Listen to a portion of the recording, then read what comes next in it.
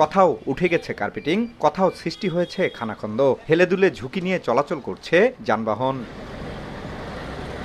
ঠাকুরগাঁও পৌরসভার ১৩৫ কিলোমিটার সড়কের মধ্যে পাকা করা হয়েছে ৮৫ কিলোমিটার, বাকি ৫০ কিলোমিটার সড়ক এখনও কাঁচা। আর যেসব সড়ক পাকা করা হয়েছে তার অধিকাংশই সংস্কার না করায় চলাচল অনুপযোগী।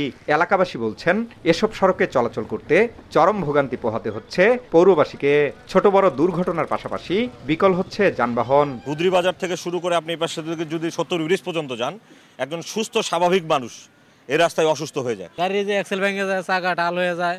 ওই দিন এক্সেল ভাঙছে ১,০০০ টাকা দণ্ডি লাগছে, ১০০ টাকা ভাড়া মারতে আসে। পাকিস্তান পিরিয়ডে আমি দেখছি যেরূপ কাঁচা রাস্তা ছিল ওর চেয়ে আরও বেশি খারাপ হয়েছে এই রাস্তা। সেই মেয়রে খালি যা বরাদ্দ হয়েছে সব পকেটে ঢুকাইছে।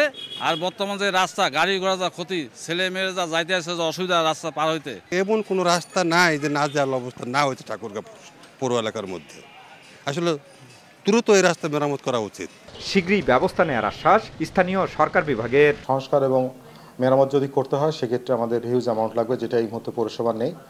আমরা ইতিমধ্যে মন্ত্রণালয়ে চিঠি লিখেছি একটা প্রকল্প আকারে। ৩০ বর্গ কিলোমিটার আয়তনের ঠাকুরগাঁও পৌরসভাকে ১৯৯৭ সালে প্রথম শ্রেণীর পৌরসভায় উন্নীত করা হয়। বর্তমানে এ পৌরসভায় প্রায় ১.৫ লাখ মানুষ বসবাস করেন। জিয়াউর রহমান বকুল, সময় সংবাদ, ঠাকুরগাঁও।